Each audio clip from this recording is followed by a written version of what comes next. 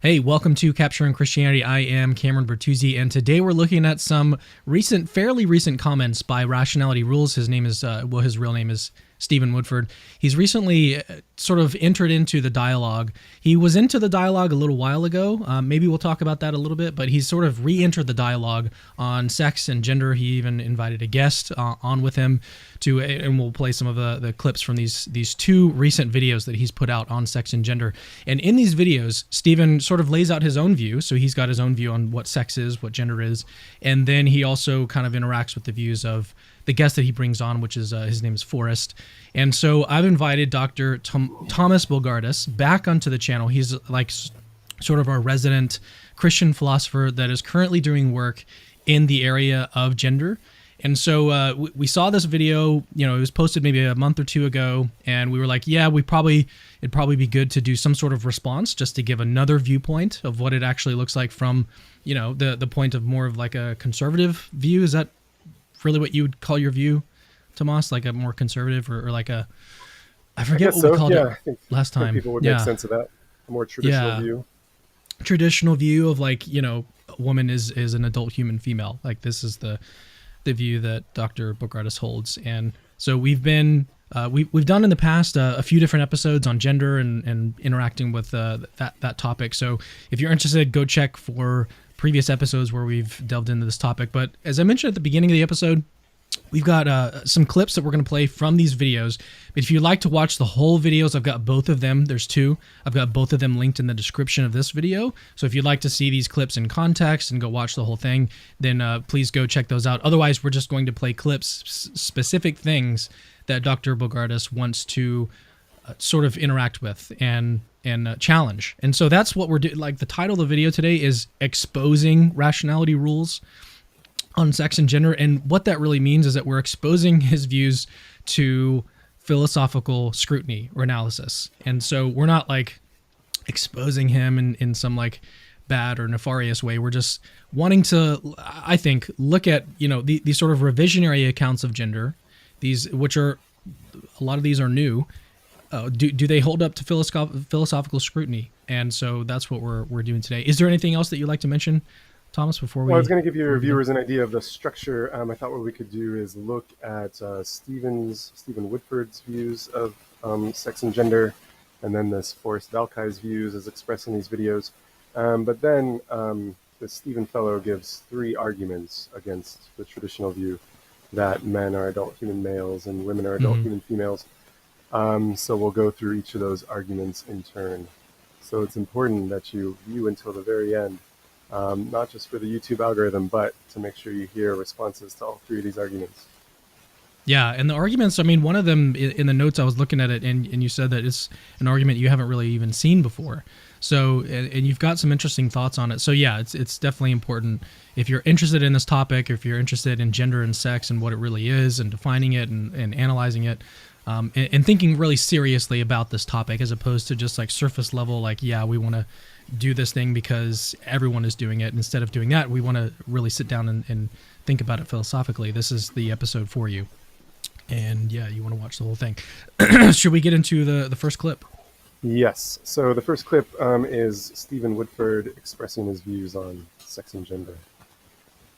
Well, actually, first it's just sex. My software is a little bit slow. I think it's obvious that sex and gender are not the same thing. Sex is biological, whereas gender is a social construct, and I prefer to reserve the words male and female for sex and man and woman for gender. Let's start with the former. I define sex based on gamete type and chromosomes, and I see sex as binary. I'll repeat that, I see sex as binary. There you go. All right, so this is more of an old school view of the relationship between sex and gender, not quite all the way back to the traditional view, but he makes a distinction between sex and gender. He says that he reserves the words male and female to refer to the sexes, and I think his view is that we should reserve the words man and woman to refer to these genders. But something he says, which is actually in contrast to what his guest Forrest Valkai believes, is that according to Stephen Woodford, sex is binary. And he says it's defined by gametes and chromosomes. So there were just two things I wanted to point out there. First of all, I think it's a mistake to think that the sexes are defined in terms of chromosomes. And I think Stephen himself is aware of this. There are organisms that have males and females, but who determine the sexes very differently genetically than we do. In fact, crocodiles have no sex chromosomes, I'm told. They don't do it chromosomally at all. Each crocodile is sort of born with all the equipment to be male or female, and then it's the environment that determines whether the crocodile develops into a male crocodile or a female crocodile. So really, I think if you keep an eye on how biologists are using the words, and they describe crocodiles as male and female, they describe, a platypus as coming in two varieties, male and female, you'll see that you don't need XY chromosomes to be a male. Crocodiles don't have XY chromosomes, but there are male crocodiles. And you don't need XX chromosomes to be a female. Again, crocodiles. And again, look into platypus sex chromosomes, and it's super, super complicated. Not to mention plants. Plants do it really differently too. All right, so chromosomes aren't part of what it means to be male or female. So that's one issue I wanted to yeah, I think in fairness, I think Stephen, I heard him say in another portion of the interview, I can't remember which video, but he said like sex is defined in terms of gametes or chromosomes. So he may be making a sort of disjunction here. So if it's not chromosomes, then it's gametes. Oh, you did? Okay. I heard that, okay. Yeah. I heard an or in another part of the video. So maybe he misspoke in this part or was, I don't know. Okay, well, I mean, the or might save him from these counterexamples, but the chromosomes aren't doing anything in defining the sex. Yeah. And also, I mean, if he went on to say, like, to be male is to have the function of producing sperm or have XY chromosomes, then by his own rights, there are going to be counterexamples. There will be individuals with XY chromosomes who, due to like a translocation of the SRY gene or whatever, do not develop the function of producing sperm. So I don't think the or would help there. I just don't think chromosomes figure into the real definition of the sexes at all. And I guess, I mean, this is a bit of a tangent, but throughout the video, he expresses this view that I've heard on YouTube and seen on Reddit and Twitter, that there are no true definitions. There are no correct definitions. He says that a few times. So he might balk at the very idea that we're like presenting counterexamples to these definitions. He thinks that he's in a position of just kind of stipulating what these words mean. But I don't think that's right. I think. Hey, Thomas, before you explain why you don't think that's right, can you move the microphone a little bit closer to your mouth, even if it looks like weird or funny? How's that? Yeah, that's a little bit better. We're getting a couple of people in the comments saying that they can't really hear you that well. So let's try that. All right, I have a backup if this microphone's no good. No, that sounds good. That sounds better. All right. All right. So the view that I've heard expressed, like in these YouTube debate spheres, is that there are no true definitions. So the little nuggets of truth in that view is that it is up to us, like how we use words, and if we wanted to, as a language using community, we could apply words differently than we currently do. But what's false about that view is we have applied words in certain ways, and biologists have used the words male and female for a long time. And there are synonyms in other languages. We're not the only ones who have noticed this phenomenon. And so as we're using these words, they currently refer to something.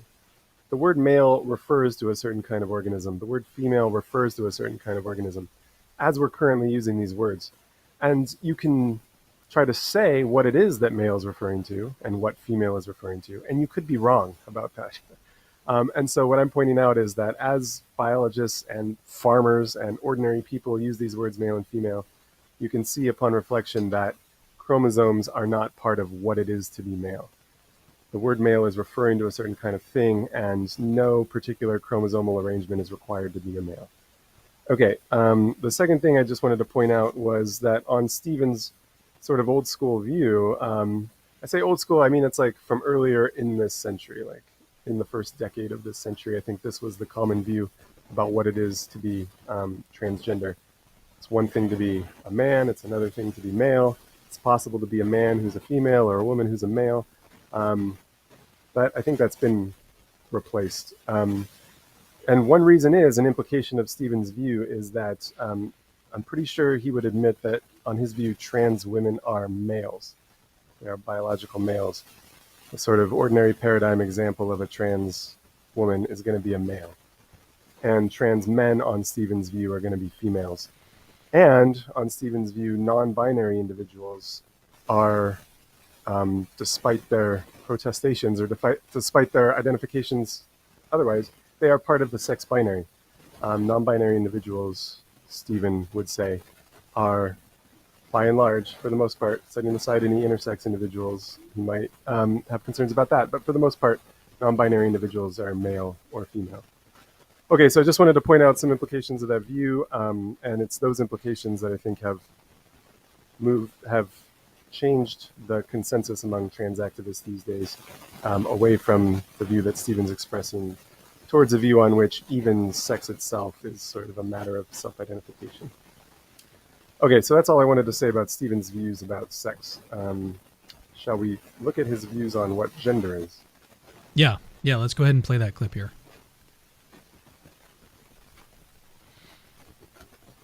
It'll play eventually. So when I think of a woman, I would probably give a definition like this.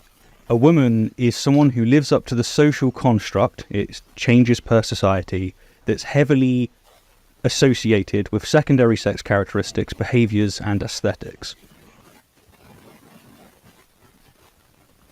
Right. So he never exactly, when he says what gender is, he says it is a social construct that is heavily correlated, he says, with secondary sex characteristics, behaviors, and aesthetics.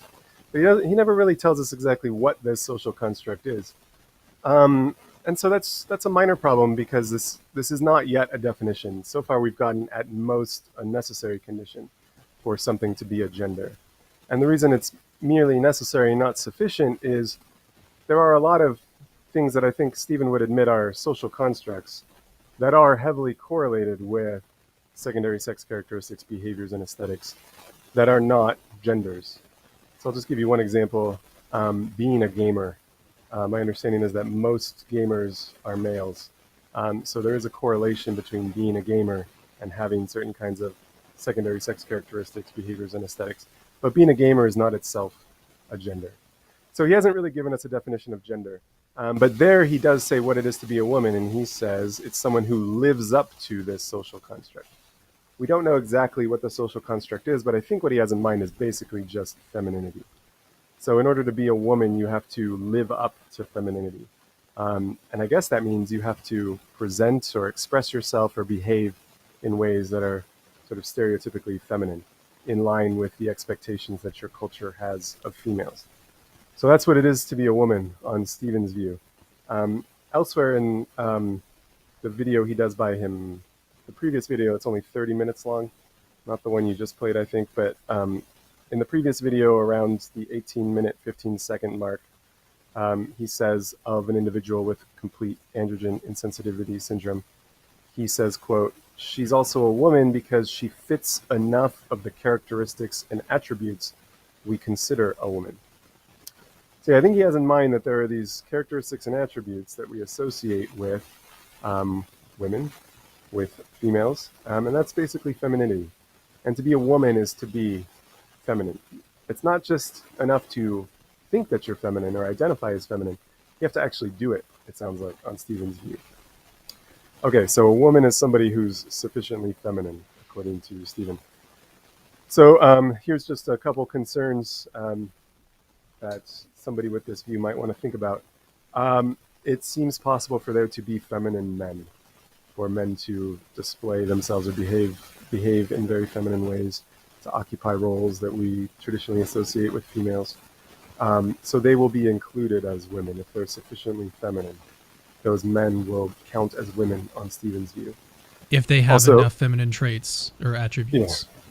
Yeah, if to be a woman is to be sufficiently feminine, well, you might think a man Yeah. could be sufficiently feminine.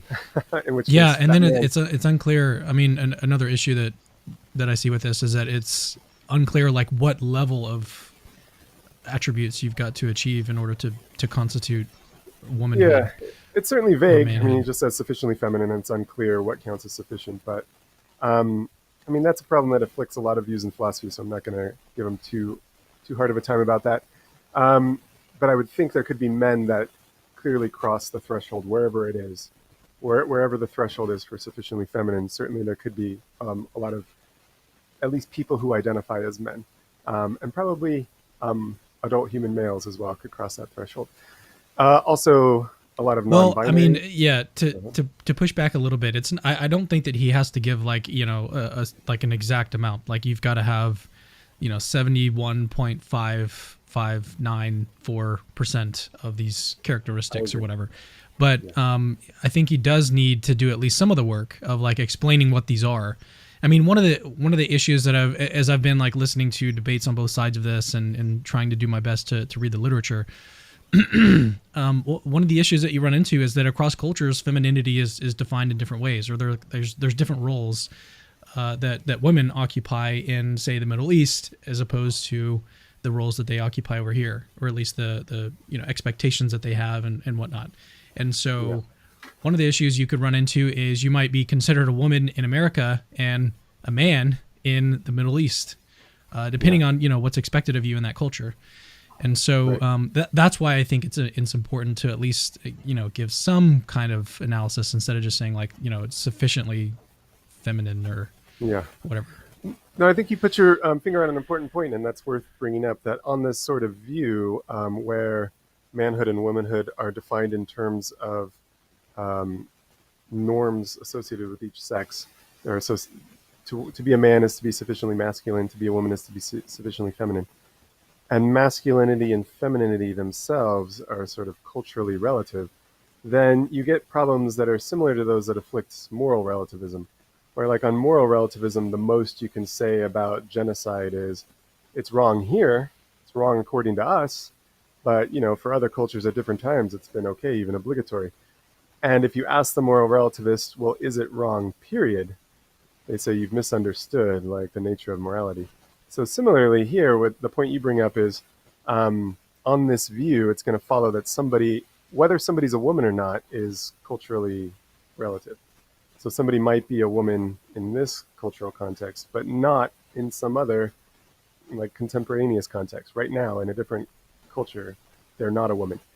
And if you ask somebody with this sort of view, well, is this person a woman, period? Like independent of culture? They would have to say you've misunderstood what womanhood is. There's no such thing as a woman, period. There's only a woman relative to certain cultures or a man relative to certain cultures. And so I guess another implication of this view is you can change your gender just by like getting on an airplane. That would be like a very easy sort of gender transition, I guess. Just get on an airplane, go to a different culture, and suddenly like your gender changes. If that strikes you as counterintuitive, then what that should suggest to you is this is certainly not the way we ordinarily use the words. If I just reflect on like my ordinary concept of man and woman, it is not the sort of thing that is culturally relative.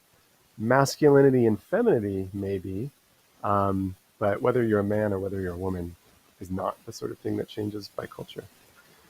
Okay, should we move on to... Oh, I just wanted to say that something I pointed out was Stephen Woodford's view doesn't respect everybody's self-identification. Some people's gender self-identifications are going to be mistaken on Stephen's view. But he admits this, and he sort of sees it as a virtue of the view. It's a feature, not a bug. He admits it in his conversation with Forrest Valkai at around the 1 hour, 15-minute mark. He is explicit that he's not interested in a view that respects everybody's self-ID. So I just wanted to point that out to viewers of this sort of debate so that they appreciate the kind of view that's being expressed by Stephen and they can understand the implications of that view. Okay, so Forrest Valkai is a biologist. I don't know too much about him. My understanding is he's working on probably a PhD. I don't know for sure. And I think somewhere in Oklahoma, but I don't really know. But he's a biologist and he's on YouTube. I guess the Renegade Science Teacher, he said. That's the name of his channel.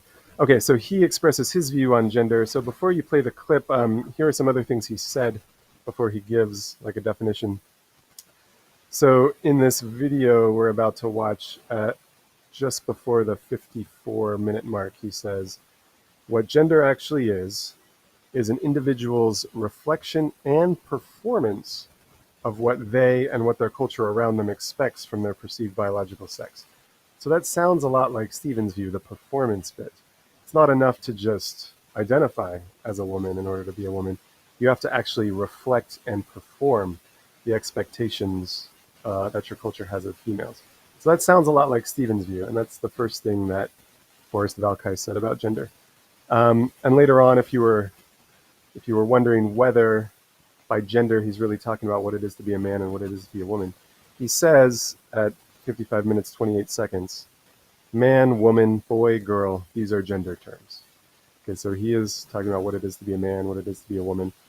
And what he initially said was you have to reflect and perform expectations of your sex. Okay, but he also gives a definition. He wants to respect everybody's self-identification. That definition that I just listed is not going to respect everyone's self-identification, because it's not enough to just identify as a woman to be a woman, even like sincerely, of course. Of course, it's not enough to just say the words, I'm a woman. It's not like a magic spell. But it wouldn't be enough on Forrest Valkai's view even to sincerely believe that you're a woman. That's not enough to be a woman. You have to reflect and perform in a certain way. You have to actually do something to be a woman.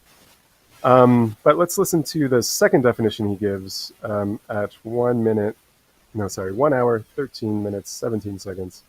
Here's what he says about what it is to be a woman. It's playing. Let's just wait a second. Here we go. This leads to an interesting question then, because it sounded like you were making reference to self-identification. So what by your lights is a woman? I would say any person with the internal sense of femininity that pervades and defines their personality and their perception of themselves. It's not circular to say that there are feminine characteristics that we associate with womanhood, and if someone exudes those feminine characteristics and it senses those feminine characteristics, that they would fit into the box of womanhood. It's important to mention when you talk about those things that this is something that is self-identified. Yeah, I mean, it just sounds to me like this is it's like a moving target. You're self-identifying as something that sort of can move around. I mean, kind of like what we were talking about with cultural relativism. Yeah, so I think you're right. I think you're hearing a similar sort of issue with this view that you heard with Stephen's view previously. So what Forrest Valkai says is he defines womanhood not in a circular way. He doesn't say that to be a woman is to have an internal sense that you are a woman. He says that to be a woman is to have an internal sense of femininity. And if femininity is the sort of thing that changes across time and in different places, then, as you pointed out earlier, whether you're a woman is going to depend on your cultural context. The internal sense you're having in this culture might count as an internal sense of femininity, but in another culture it might not. So again, yeah, there again we'll have the implication that a way to change your gender is get on an airplane and go to a different culture.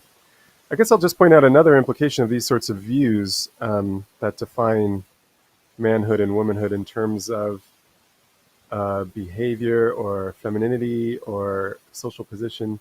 Another implication of these sorts of views is that if we got rid of those expectations, if we got rid of those social roles, if we finally lived in a utopia where there's no oppression, nobody's privileged, nobody's oppressed, there are no expectations for you just in virtue of belonging to a certain sex, then there would be no more men and women, because there wouldn't be any more masculinity and femininity.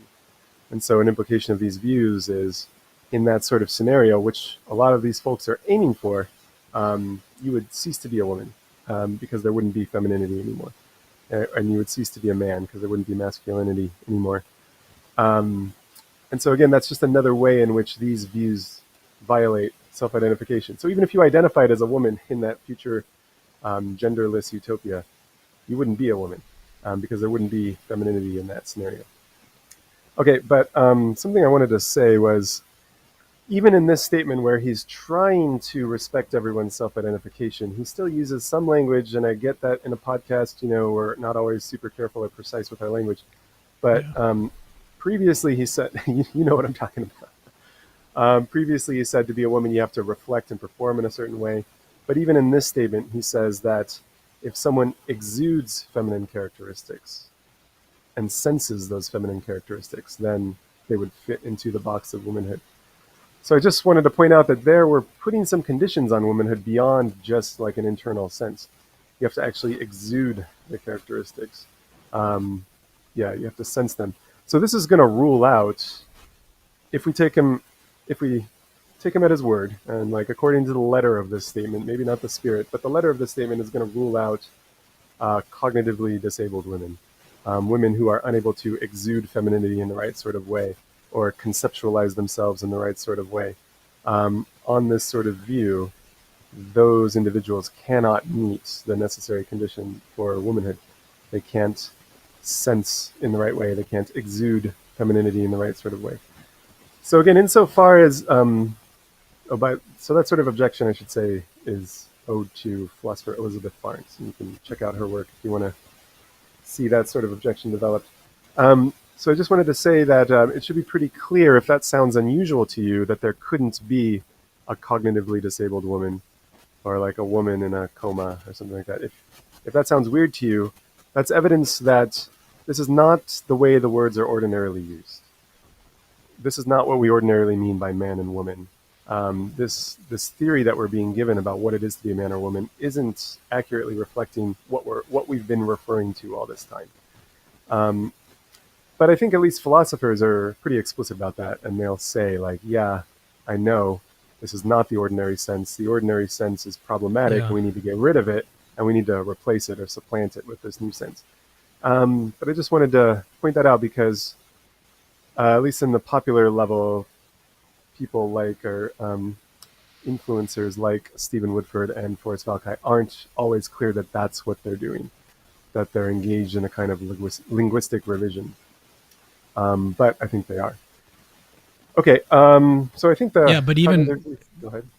But even on these different definitions that they're offering, there's going to be counterexamples, right? I mean, you just gave one cognitively disabled woman, but that's something that I think faces most of these in things that I've heard you, or different talks that I've heard you, debates that you've done. It's very easy to point to counterexamples to pretty much every revisionary account of gender. There's going to be some, like a butch trans woman. There's going to be different trans women or trans men that are not going to really fit nicely into this definition that they're giving of womanhood or of woman. Okay, yeah, I would put it this way. There will be counterexamples by their own lights. There will be people left out of the definition that they themselves would like to include in the definition. Yes. If it really is like a revisionary definition, then they really are just stipulating. They're just saying, henceforth, let us use the word woman to mean. And so you can't counterexample stipulative definitions. If they had actually been engaged in a project of trying to figure out what we ordinarily mean by man and woman, what those words have been referring to for all these years, then you could counterexample that. And that's what philosophers do, like in epistemology, when we think about analysis. I see. That's a good distinction. I like that distinction. So when people are engaged in this sort of revisionary project, you can't counterexample them because they're not trying to capture ordinary use. They're not trying to say, here's what the words refer to actually. But you can show that their own definition is non-inclusive. Right. So it's a kind of internal critique. So the internal critique in this case is, look, Forrest Valkai wants to respect everybody's self-identification. But the definition that he actually presented, the one that he would like us to adopt, doesn't respect everybody's self-identification. If there really is a condition that you have to actually like exude femininity, that you have to sense it in a certain way, then there may be some people who sense that they are feminine. They may strongly identify with femininity, but they don't identify as women. They may identify as non-binary. So trans femme, non-binary individuals would say, yeah, I'm super feminine. That like defines me. It pervades my sense of self. I am very feminine, but not a woman. And they may present in very feminine ways. So they would meet Forrest Valkai's proposed necessary and sufficient conditions, but these individuals don't identify as women. So Forrest Valkai was, and there are real people that fit into that's that a real category. Thing. Right. Yeah, that's a real thing. Yeah, we talked about one actually not too long ago. Well, maybe it was a long time ago actually at this point, about a year and a half ago. Demi Moore, is that who it was? Demi Lovato. Demi Lovato. Yeah, right. It's a different Demi. Yeah, so for a while there, Demi Lovato was identifying as non-binary. Is that right? But she I think exuded feminine characteristics. Yeah, yeah. I mean, I didn't really follow the career closely, so I don't know exactly what happened. But there are people like this, trans, femme, non-binary individuals. There may also be men who feel very feminine and express themselves in a very feminine way, um, but identify as men. Okay, and there could be women who don't feel at all feminine and don't identify and don't sense they don't have a deep sense of femininity. They don't exude femininity, but nevertheless identify as women. So yeah, I guess I'll just say that this definition that Forrest Valka is proposing sort of it puts conditions on womanhood. You have to feel a certain way or behave a certain way, exude a certain something in order to be a woman. And so if you are reluctant to accept that, you are among the people who think that there's no like right way to be a woman. You don't have to behave in any particular way to be a woman. You don't have to have a certain kind of feeling to be a woman. You just are a woman or you aren't. But there are no sort of rules about how to perform or behave or what kind of feelings you have to have. And I think that's the sort of thing that's motivating the radical feminists that resist this kind of view. So I'll just point that out. All right, let's look at these shall arguments. we move on? Though. Yeah, so Stephen has 3 different arguments against the sort of traditional definition of what a woman is, an adult human female. And they're all interesting. They're all worth, I think, thinking about. The one of them that we mentioned earlier, at the very beginning of the stream, Thomas has never even come across. And so he had to sort of do some philosophical analysis, not necessarily on the fly, but this is the first time that you're going to hear this anywhere. So yeah, and I'll say I keep my ear pretty close to the ground on Twitter, and so I feel like I encounter a lot of these popular level arguments. But yeah, the second argument we'll look at I had not encountered before. I don't think it's a super good argument, but yeah, I hadn't encountered it before. But let me give you a little background here before we look at this clip. So the background that you need to know is that this is. Yeah, I think so. Stephen presents 2 arguments. It's hard to tell which one he thinks is like the centerpiece, but it may be this one. So he considers an individual with complete androgen insensitivity syndrome. Complete androgen insensitivity syndrome. So the individual he considers has XY chromosomes and so was sort of set along a path of virilization, was set along a path to become male. But these individuals are insensitive to androgens, insensitive to testosterone. And that's really the signal that our bodies use to initiate the virilization process, the process of becoming masculinized. And so although these individuals were sort of set on the path of becoming masculinized due to this difference of sexual development, they don't. And so he shares a story of one such person named Jane, who has this complete androgen insensitivity syndrome. And so what you should know is that Jane has a superficial appearance like a female, appears on the surface like a female. So I just want to reiterate, on the surface. So Stephen's careful to mention all of that, all the ways in which Jane resembles a female, all the ways in which Jane resembles a woman. I think Stephen does mention this, but he doesn't really emphasize the fact that on the inside, this individual, Jane, has XY chromosomes. And if you think about the internal plumbing distinctive or characteristic of this condition, it points pretty clearly towards Jane's being a male. Jane has internal testes, for example. Jane has XY chromosomes. So although on the outside we get external genitalia that are feminine appearing, on the inside, the reproductive system's quite different. So Jane was unable to have children, but together with her husband, Jane adopted children. So we had some adopted children.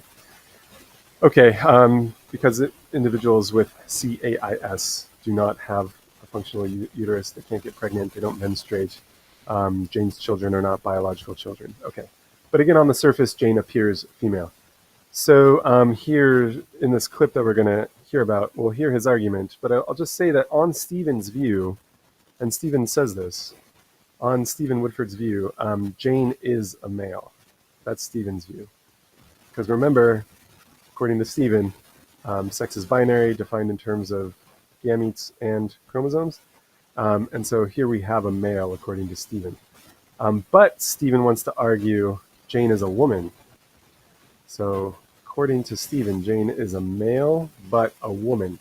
And so if that were right, then we'd have an example here of a male woman, in which case the definition that women are adult human females would be false. We'd have a counterexample to that definition. So that's basically the argument. But the crucial premise there is the premise that Jane is a woman. So why think that Jane is a woman? And so in this clip, Stephen's going to give you his reasons to think that Jane's a woman. All right, we're turning to clip number 4 now. To just scratch the surface, we'd have to tell Jane, who's always seen herself and lived as a woman, and who we too have always seen and still would see as a woman if it wasn't for this diagnosis, that she's actually a man. We'd have to tell her kids that they don't have a mum. We'd have to tell her husband that he's been sleeping with a man, and since, at the time, we don't recognise same-sex marriage, we'd have to dissolve their union. What's more, we'd also have to kick her out of Girl Guides, a group that, back then, was just for girls. And, of course, we'd also have to take back her Guides War service badge that she received for her efforts during the Great War. We'd also have to insist that she's no longer a midwife, that her financial stability completely crumbled. We'd also have to make her use the men's bathroom, and, since at the time clothes were strictly divided by gender, we'd have to take away her dresses and ribbons and make her wear men's clothing. All right. So the argument is basically like threatening you with all this cruelty that you'd have to engage in. If Jane is really a woman, if Jane is really a man, then look how cruel you would have to be. You would have to tell her all these things. You'd have to tell her children all these things. You'd have to change how she dresses, change her livelihood and so on. And think about how cruel that would be. And you would have to do that. You'd be obligated to do that. So yeah, the main premise in the argument seems to be, look, if Jane were really a man, we'd be obligated to force Jane to live as a man. We would be obligated to force Jane to live as a man. And that would be very cruel. Since we're not obligated to do that, then we should reject the claim that Jane is really a man. We should accept that Jane's a woman. Okay, so that's how Stephen reasons.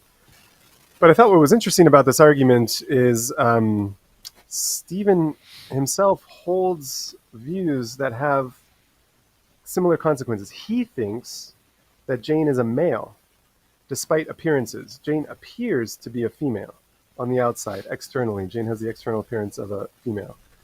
But according to Stephen, Jane is really a male. And yet, on Stephen's own view, like, that doesn't mean that he, Stephen, would have to force an individual like this to, like, say that you're male, wear clothes appropriate to being a male, live as a male. I'm going to tell your children that their so-called mom is really a male. So Stephen himself realizes that, on his view, the fact that Jane is a male doesn't entail that Doesn't have these consequences. Yeah, that Stephen needs to be cruel. So why couldn't his opponent just say in a similar way, look, yeah, Jane appears to be a woman, but really turns out, due to this difference or disorder of sexual development, Jane's actually a man. That doesn't mean we have to be cruel to Jane. Perhaps the most compassionate thing to do is to let Jane live as a woman in the same way that Stephen is willing to let Jane live as a female. His opponent could say, yeah, in the same way, perhaps the most compassionate, prudent thing to do in this case, we'll take it on a case-by-case basis, but in this case, maybe the right thing to do is allow Jane to continue living as a woman. Yeah, there's just no obligation to be cruel in this way, and if there were, then it would apply to Stephen as well, as far as I can tell. Yeah, so that's the premise I deny, that if Jane were really a man, we'd be obligated to do all these cruel things. That simply doesn't follow, and Stephen himself should admit it, because he admits it doesn't follow when it comes to the fact that Jane's a male. It doesn't follow that we have to be very cruel to Jane in light of that fact. So that's all I wanted to say about that argument. Did you have any thoughts? Nope. I think that's pretty straightforward. I mean, yeah. I don't really have anything to add. I think you're right. I guess I'll just add, it might occur to your viewers, is Professor Bogardus recommending that we lie to Jane? No, I wouldn't say that. I don't think that Yeah, we're trying to balance courtesy, empathy, and compassion on one hand with truth and like valuing truth on the other hand. So what I'm saying is there might be some way to balance those things. We don't want to lie to anybody. We don't want to say things that are false. But at the same time, I think we all recognize that there might be cases where what makes sense socially is to allow someone to live in a certain way, even though they aren't actually that way. So maybe, just as an example, there might be, for example, adults that we treat as though they're not adults. We treat as though they're children. Maybe they don't have like the cognitive capacities required to enjoy all the privileges and responsibilities of being an adult. So we sort of limit their freedoms, limit their responsibilities. And so in that way, we kind of treat them as children, even though we know that they're not children. That's one example I can think of. And I guess in the reverse, there are children that in some ways are so mature and precocious that you might in some ways treat them as though they're adults. In some ways, not in all ways, but in some ways, you might like broach certain topics with them that you think they're mature enough to handle. Even though they're not adults, you might in some ways treat them as adults. Those are the two examples I can think of, and maybe with those examples in mind, the listeners can provide their own examples of cases where we treat people in certain ways, even though. Yeah, I guess here's just one more example. Maybe somebody is like. I've actually got an example. Okay, go ahead. But it has nothing to do with like the sex or gender or anything. But that's even better. Suppose someone objected to atheism, the belief that there's no God, and they objected to it on these grounds. Well, if atheism were true, then we'd have to go tell children that when they die, nothing happens. Yeah, that's a good example. So yeah, you might think that the world is a kind of a dark and depressing place. That doesn't mean you have to tell children that. It also doesn't mean you have to lie to children. You don't have to like sugarcoat things, but you don't have to give the full truth to them all at once. You can sort of ease them into the dark and depressing world that you think you live in. So that might be an example like that. So yeah, I'm not in favor of like lying to children about Santa Claus, for example. I think that's wrong to lie to children about Santa Claus. So I'm not recommending that we lie to people. But I am recommending that there may be some cases where it's permissible to treat people in a certain way, even though they're not actually that way. The only example that came to mind, the only other example that came to mind was maybe you're running a job search and you realize one of the formal qualifications, one of the official qualifications is like a bachelor's degree. But you know an excellent candidate who could certainly do the job. And so you're willing to treat this person through the application process as though they have the bachelor's degree in light of their experience, knowing full well that they technically don't. So you're kind of treating them in a way that they're technically not. You don't have to lie to them and say that they have a bachelor's degree, but it may be prudent in that sort of case to treat them in a way that they really aren't. Okay, so maybe we should move on to the second argument. Yeah, and this one is the one that, as we mentioned, was super interesting, and Thomas had not seen before. Yeah, do you want a little? To reiterate, background? a heterosexual is someone sexually or romantic. Heterosexual. Hang on, let me pause that. Did you want to say something before we start this one? I was going to ask if you wanted a little background. I don't know if we get the full. I'll give you a sneak preview of what you're going to hear. The argument is that if you think that women are adult human females and men are adult human males, there's going to be a really bad implication with respect to the existence of heterosexual men. There isn't going to be such a thing as heterosexual men on these traditional views. Okay, so let's hear why. Yeah, it's I think there's a more plausible way to run his argument, but then I think it even fails for the reasons that you give. But anyways, let's hear what he has to say. To reiterate, a heterosexual is someone sexually or romantically attracted exclusively to the other sex. However, if gender means the same thing as sex, and if we define sex based on gamete type or chromosomes, then, since heterosexual men are attracted to males with complete androgen insensitivity syndrome, heterosexual men don't exist. And that's pretty gay. Now, this isn't a small price to pay, is it? No, it's enormous. If you view sex and gender as the same thing, and insist that it's binary and based on gamete type and chromosomes, then you've just deleted all heterosexual men. That's what your commitments entail. Yeah. So, I mean, before you share your thoughts on this argument, the thing that struck me is that not every heterosexual man is going to be attracted to a person with CAIS, right? And so it's not going to be the case that this is going to apply to every heterosexual. Yeah. All right. Yeah. Well, maybe we should make it clear what the premises are in this argument. Stephen was kind enough to lay it out pretty clearly. So what he said was, I think the first step of the argument is the heterosexual is someone sexually or romantically attracted exclusively to the other sex. That one sounded okay to me, I guess. Yeah, if you're heterosexual, that means you're attracted exclusively to the other sex, sexually or romantically. Okay, so that's step number one. That's what it is to be heterosexual. You have to be attracted exclusively to the other sex. And then step two is heterosexual men are attracted to males with CAIS. So again, complete androgen insensitivity syndrome can result in an individual who externally appears just like a woman, appears to be a woman. Indistinguishable from a woman. And so, the second premise is he's saying, well, if that's true, if you've got all these kinds of secondary sex characteristics that are typically attractive to heterosexual men, then we're going to have at least some heterosexual men. He claims all, I guess, and that's what you're denying. Yeah, I guess he needs all. He says all heterosexual men are attracted to, or at least could be attracted to males with complete androgen insensitivity syndrome. Because you could have, pick somebody that you're extremely sexually attracted to. For you, it's your wife. For me, it's my wife. So somebody could look just like that, but be male on the inside. Okay, so that's, I think, premise two. And surely you would continue to be attracted to such a person, according to Stephen Woodford.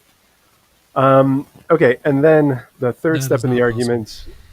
Okay, you deny that. So the third step in the argument is, look, if gender means the same thing as sex, and if we define sex based on gamete type or chromosomes, so there he does say or. Yes. Then since heterosexual men are attracted to males with complete androgen insensitivity syndrome, heterosexual men don't exist. Okay, I just wanted to point out. He says or here, but this is the sort of premise that he's assuming for reductio, right? That gender is the same thing as sex. Yeah. So he's saying he's not actually giving his view of sex. Yeah. So he's saying pick your poison. If you define sex just in terms of gametes, you're in trouble. Just in terms of chromosomes, you're in trouble. Both, you're in trouble.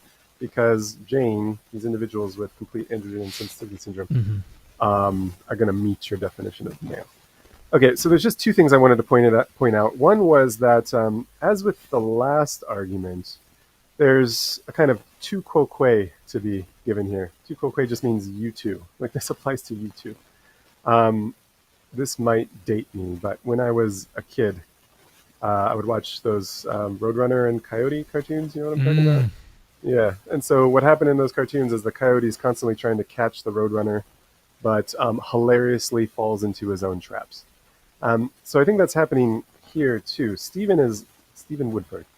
I don't know him well enough to call him Stephen. Mr. Woodford is trying to lay a trap for his opponents, but he himself falls into this trap. And that's because, remember, the first premise says the heterosexual is someone sexually or romantically attracted exclusively to the other sex. And premise two is heterosexual men are attracted to males with CAIS. His view's already done, right? His view now entails that there are no heterosexual men, right? Because he thinks that these individuals with complete androgen insensitivity syndrome are males. He thinks that so-called heterosexual males are attracted to such people. So he should conclude that these people that we are calling heterosexual males are not really heterosexual. So his own view has this implication. And I would say, I'd be tempted to say, maybe he embraces it, or maybe he thinks it's not a big deal. But we just listened to a clip where he just said are that enormous. Exactly. So I don't think he would like that implication. But this argument more straightforwardly entails that his view is in trouble. You have to add additional premises to get his opponent in trouble. All you need to get his view in trouble is the first two steps. Heterosexuals are attracted exclusively to the other sex. So-called heterosexual males are attracted to males with CAIS. He's done. That's it. His view entails now that there are no heterosexuals. But good news, Mr. Woodford. I think the argument fails for other reasons. So Cameron, you said you're suspicious of premise 2. I am also suspicious of premise 2. So I'll try to be brief about why I'm suspicious of it. Premise 2, again, was so-called heterosexual men, the people that we've been calling heterosexual men, me included. I guess I call myself a heterosexual man.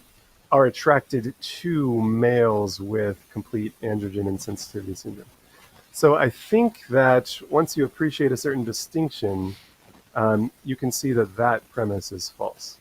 And the distinction is the difference between being attracted to something, being oriented in a certain direction, being directed to a certain kind of thing, being attracted to something, and being attracted by something. So let me give you an example to illustrate this distinction. Fruit flies are attracted to fruit. It's in the name. That's what they're trying to do. Fruit flies are trying to get to the fruit. That's what they want. That's what they're oriented towards. That's what they're directed towards. They have evolved in such a way that, like, that's the goal, get the fruit, okay? But they're attracted by certain sweet scents. They can't actually, like, get beneath the surface and see whether something's a fruit. They have to rely on superficial appearances. So they rely on a certain kind of scent, my understanding is, a certain kind of odor, certain chemicals that are released by ripening and decaying fruit attracts the fruit flies. And that's why we can make fruit fly traps, where we can put, like, apple cider vinegar in a bowl. Mm-hmm. It emits the scents that fruit flies are attracted by, but then fruit flies end up, like, in the vinegar, and that's not a place they would want to be. That's not what they're directed towards. That's not what they're trying to get towards. That's not what they're attracted to. So there's the distinction between being attracted by something and being attracted to something. Okay, so I think that in the case of sexual orientation, what's happening is both things are happening. If you're a heterosexual man, you are attracted to females, to women. Yeah, I should say women. You're attracted to women. That's what you're oriented towards. That's your sexual orientation. That's the goal, so to speak. That's like the fruit fly and the fruit. But because, as Stephen Woodford himself says, we can't sniff gametes. He likes that phrase. We can't, like, look under the surface to see whether this individual really has the scientific essence of being female. We have to rely on superficial appearances. So we rely on, like, feminine appearances, on those secondary sex characteristics. That's what we rely on to get to the thing we're attracted to. So we're attracted by femininity, you might say, but attracted to women, to females. Okay, so once you appreciate that distinction, I think what's going on in the case of an individual with complete androgen insensitivity syndrome who is male but appears as feminine is this is a case where a heterosexual male may be attracted by the femininity, but it doesn't follow that the heterosexual male is attracted to the maleness. Indeed, they're not if they're heterosexual. But remember, premise 2 said so-called heterosexual males are attracted to males with complete androgen insensitivity syndrome. So I don't think that's the case. I think they're attracted by the femininity of these males, but because they're heterosexual, they're not attracted to the maleness. It's a bit like the apple cider vinegar case with the fruit fly. If you change premise 2 to make it true and say, look, so-called heterosexual males are attracted by the femininity of males with CAIS, that may be true. But then you can't use that and premise 1 to get the conclusion that so-called heterosexual males don't exist. Because what premise 1 says, in order to be true, is heterosexual males are attracted to females, to women. And yeah, that's true. Okay, so that's how I think that distinction helps us see that this argument is not sound. Yeah, and then suppose that he wanted to change premise 1 though to if someone is heterosexual, then he or she is sexually or romantically attracted exclusively by the other sex, then in that Yeah. case, that premise would be false if that was changed. Yeah, well, what they would be attracted by is by femininity. Yeah. And I don't know if that's true, that that's all that's required to be heterosexual. Because suppose you were attracted by feminine men, right? You liked the femininity, but what you really wanted, what you were really oriented towards was men. That wouldn't make you heterosexual. Just being attracted by femininity isn't enough to be heterosexual. But I think there are interesting questions here about, like, well, what does it? Surely it seems kind of required to be into femininity if you're heterosexual. Maybe it's not enough, but isn't it necessary? And actually, I don't really like this Andrew Tate guy at all. But I remember in my feed, a video of his came up a few months ago where he made a kind of intriguing argument where he was like, what would be gay? Which would be more gay? Being attracted to somebody who looks like Hulk Hogan but is a female, or being attracted to somebody who looks like, and I don't know who he used, but some like very attractive female, somebody who looks like a very attractive female but is a male. He said, which one of those is more gay? He said. Those are his words. Okay. And his answer was, if you're attracted to the person who looks like Hulk Hogan, then that's more gay. That was his view. Okay. So yeah, Why are we talking about this? Yeah, there wasn't really a point to bring that up, but it may be that in order to be heterosexual, maybe you need both. Yeah, you got to be attracted by femininity, but also attracted to females. Maybe both are required. But those were just some off-the-cuff musings about the nature of sexual orientation, which is not something I've thought super carefully about. Yeah, Shall we well, go to the third argument? Yeah, third argument, last clip of the show today. But yeah, no, that last argument, that distinction that you made in the notes that you sent over to me, I thought was really helpful. So I appreciated it. All right, on to clip number 6. Here we go. So one of the strongest things about the original concept of sex and potentially gender for so many people was that you could base it on what you can see. And yet it seems that now what they're doing is latching their argument on gamete type, which precisely you can't see. So it's like a complete flip. It was based on observation, and now it's just based on something you can't analyze. You don't get to sniff their gamete type. Like, there's nothing you can do here. It's a very interesting switch in the dialectic, and I can't help but think that it's done for those political reasons that you mentioned before. It doesn't feel earnest to me when it comes to, no, we're going to define it on an element that you can't actually see anymore. Right. So we don't get a carefully laid out argument here, but at least a couple times in this video, he brings this up as a concern about the traditional view that you can't sniff people's gametes. That the traditional view is saying that women are adult human females, men are adult human males, and whether you're female or male is defined in terms of gametes. To be a female is to have a body with the function of producing ova. To be a male is to have a body with the function of producing sperm. And so although he never lays this argument out carefully, he's certainly expressing a concern. And the way I would understand it as an argument, and this is an argument I've definitely seen in other corners of YouTube and on Twitter and on Reddit, the argument seems to be something like this. Well, look, if women are adult human females, and female means produces large gametes. That's basically what it is to be female, to have the function of producing large gametes. Then, to know that someone is a woman, you would have to sniff their gametes. You would have to know what kind of gametes they're producing, right? And so this is supposed to be an objection.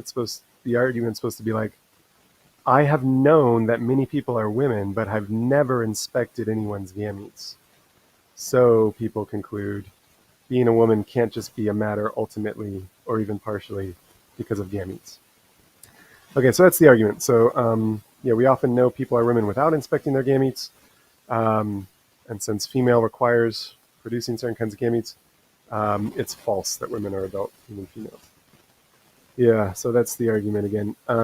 I just feel like I need to quickly add, because as soon as I say what it is to be female, I said that to be female is to have a body with the function of producing ova, producing large gametes. I imagine some listeners start thinking, what about females who don't produce gametes? Maybe due to they're postmenopausal or injury, or they've had their ovaries removed or something like that. And what about males who don't produce sperm, maybe because they're juveniles or injury or whatever? So the nature of functions is a function may exist even if it's not realized, even if it's being frustrated or thwarted in some way. Just like my kidneys filter waste from my blood and produce urine. That's what kidneys do. That's the function of a kidney. But kidneys can fail. Kidneys can fail to perform this function due to injury, disease, age, etc. Okay, so I just wanted to quickly throw that out there. So the argument again is if women are adult human females and being female is defined in terms of gametes, then in order to know that someone's a woman, I'd have to know what's going on with their gametes. Premise 2, I often know people are women without knowing what's going on with their gametes. And he does agree that female is defined in terms of gametes. So what got us into trouble here was the claim that women are adult human females. So that's what we should reject. Okay, so that's the argument. Did you want to say something before I just launch into the counterexamples? No. All right. I think this is probably the weakest of the arguments. Yeah, I just wanted to address it because I see it so often, and I saw it here too. And I wish I had a timestamp, but if I recall correctly, I think maybe the Forrest Valkai guy like endorsed it. I kind of liked it. But yeah, I don't know. I'm going to retract that because I don't know for sure. I'd want a timestamp of him saying that before I really asserted that. Okay, so this is another case where Stephen Woodford is laying a trap for his opponents, but he himself falls into the trap. Because what he's saying is like, look, it can't be that womanhood is defined ultimately in terms of gametes, because that would mean you couldn't know someone's a woman without knowing what's going on with their gametes. But clearly we do know that people are women without ever having checked their gametes. But he himself believes that being a female is defined in terms of gametes and chromosomes. So by this same kind of reasoning, he would have to accept that you couldn't know someone's a female unless you actually checked their chromosomes and gametes. But surely Stephen himself knows, he has known that some people are female in the past without checking their chromosomes and without checking their gametes. So he himself should reject that first premise, the general principle behind the first premise, which was if a certain feature is defined in terms of some like hidden essence, a scientific essence, if you propose that a certain feature is defined in terms of a scientific essence, then in order to know that the feature is present, you'd have to know that the essence is present. You have to actually check. You'd have to have like direct contact with that scientific essence. That's the general principle behind premise 1. And that gets him into trouble because he thinks being female has a kind of hidden or scientific essence. The essence of being female is, according to Stephen, chromosomes and gametes. Okay, but that's false, that if a certain feature is defined in terms of like a hidden or scientific essence, then in order to know that the feature obtains, you'd have to directly inspect that hidden scientific essence. That's false. And here are some counterexamples to help see why. Gold just is, it turns out, an element with 79 protons. That's what gold is. It's a certain element with 79 protons. Come to find out through chemical investigation, the stuff that we've been calling gold this whole time, occasionally it's mixed with certain kinds of alloys, but what every sample of gold has in common is the gold. And what makes it gold is it has 79 protons. It's an element with 79 It's atomic protons. number. Yeah. I added the stuff about alloys because I've also encountered people on YouTube and Reddit who say, well, you know, we call like rose gold gold and white gold gold, but that's not purely atomic number 79. Rose gold is when it's mixed with copper. Gold is mixed with copper. And white gold, I guess it's mixed with platinum or something. Is that right? I don't know. I don't wear a lot of jewelry. Okay, I'm but not a goldsmith. yeah, not a goldsmith. But if you reflect on like what makes both of those things gold, why do we call both of those samples gold? It's what they have in common, right? It's the gold part that makes it gold. If you removed all the gold from the rose gold and you were left with just copper, you wouldn't say, well, this is a very pure kind of rose gold. It wouldn't be gold anymore at all because there's no gold in there anymore. Yeah, it's the atomic number 79 that makes it gold. Okay, So that's the scientific essence of gold. But obviously, we have often known when there's gold around without inspecting the protons. We rely on superficial appearances. We rely on color and luster and malleability and stuff like that. But that enables us to know that it's gold. Perhaps not infallibly. I mean, maybe we're just dreaming and this is all a hallucination. But that's how we know that there's gold present, based on the superficial appearances. That's how I know that you're present, Cameron. I rely on superficial appearances. I rely on like the appearance of your face in order to conclude that Cameron's here. I don't actually like open your skull and look inside to see if we truly have Cameron present. And that's just the way that appearance and reality work together. We often rely on appearances in order to know underlying reality. We do it with gold. We do it with water. We drink every day. We often know when we're drinking water, but very rarely do we do any kind of chemical analysis and see whether there's hydrogen and oxygen there. And yet water just is H2O. Okay, I had one more example, but I think you did it. Yeah, I think the idea is clear. But I was just going to say that I think that this highlights the importance of having like good epistemology and knowing what it takes to actually know something. Because you kind of get the sense from this, at least this first premise, that in order to know something, you've got to be able to test it. You've got to be able to do some sort of like experiment on this thing in order to know that it's, accurate or true or whatever. And that generalizing that principle to like, in order to know that P, you've got to be able to test that P, or you've got to be able to run some experiment or perform something in order to know that. You got to have direct access to it. Yeah, that general principle is most epistemologists these days think is false. Like you don't have to be completely certain. You don't have to run some kind of test to know many things that we know about the world. Even these sort of like basic, the assumption seems to be like in order to know something, you've got to have direct access to it. You've got to be able to directly contact it and have certainty about it.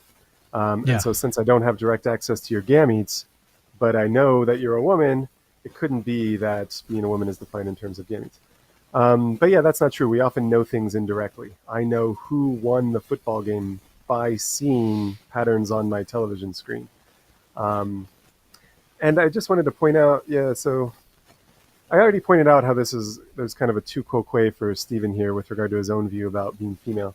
But even with regard to his own view about what it is to be a woman, so he said a person has to perform in certain ways, live up to femininity.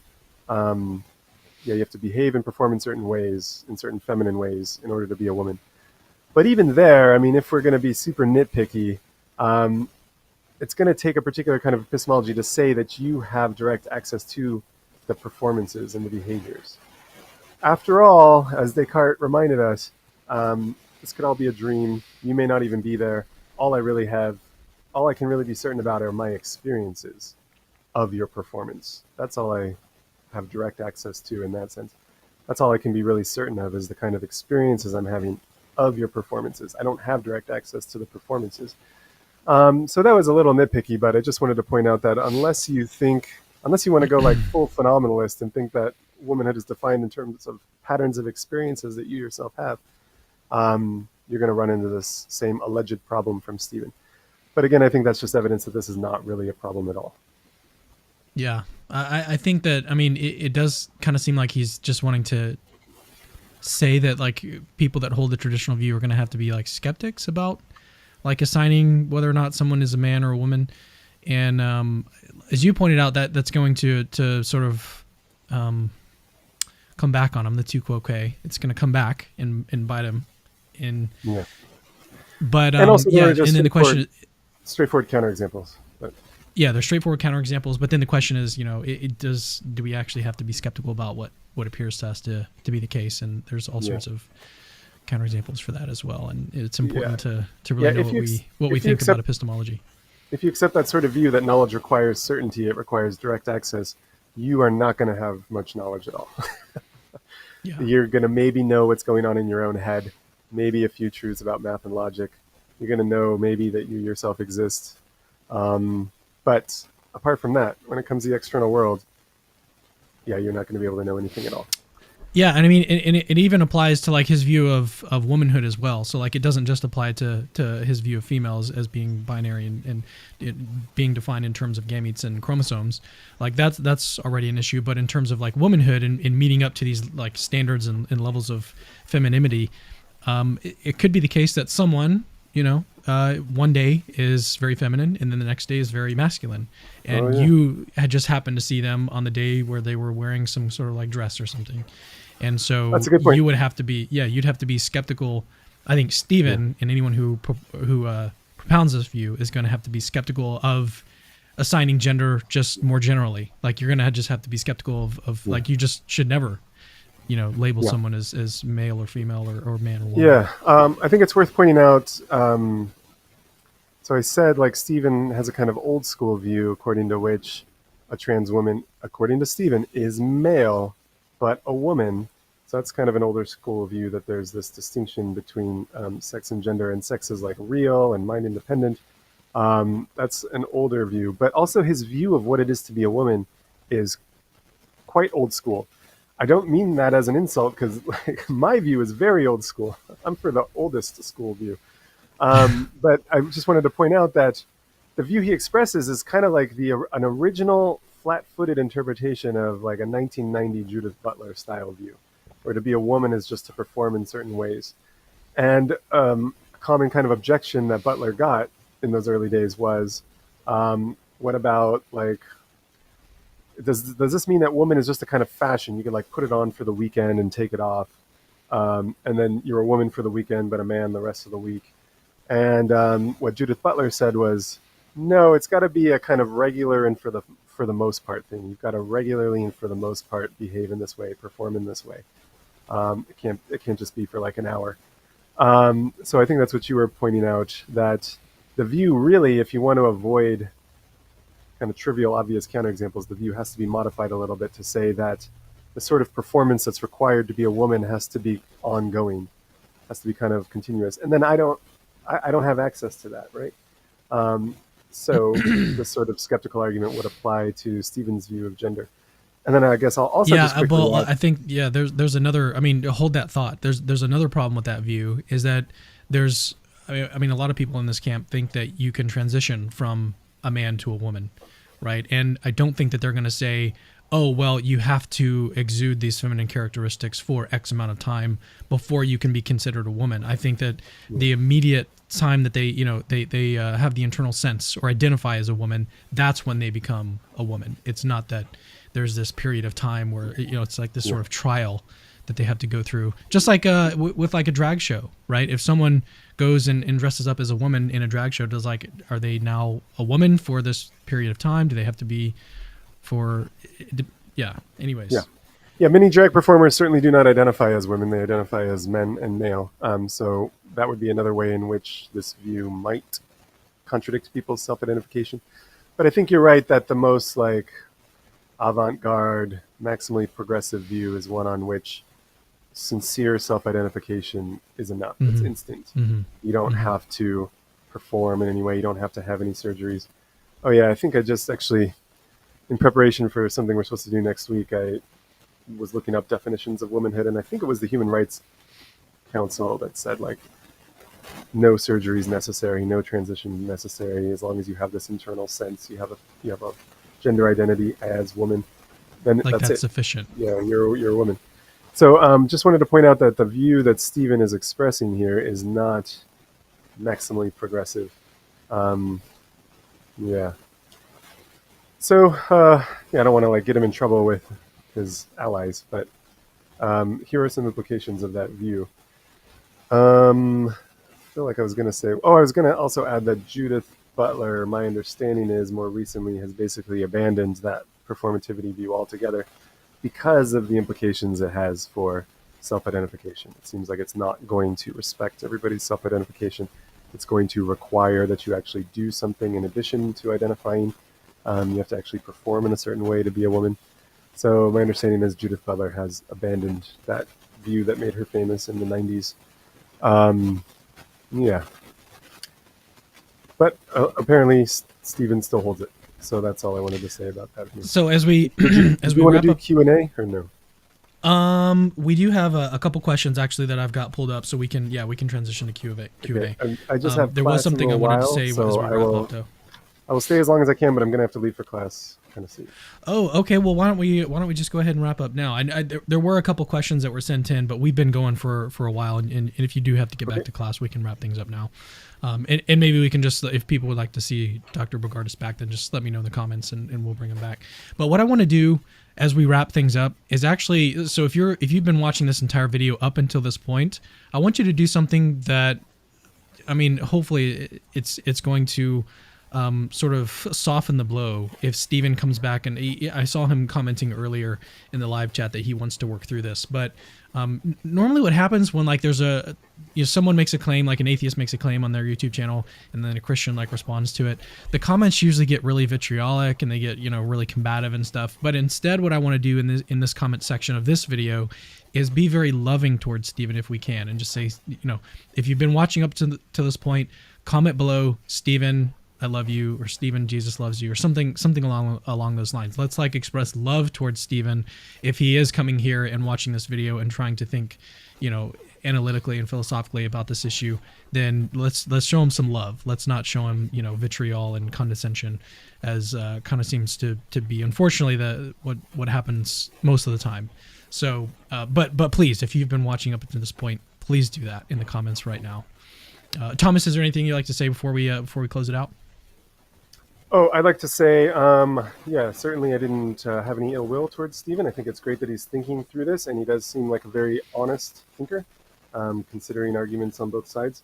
Yeah, and just the fact that he's willing to swim against the current a little bit, I think is admirable. Yeah, that takes courage. Yeah, and he had that Forrest Valkai fellow on his channel, and still was like willing to disagree with him. So yeah, he seems to me like somebody who really does value truth. So I hope I didn't give the impression in any way that he like deserves ridicule or anything like that. Quite the opposite. Yeah, this is a way that like philosophers show respect towards each other, is like giving each other objections. So here are some objections with all due respect.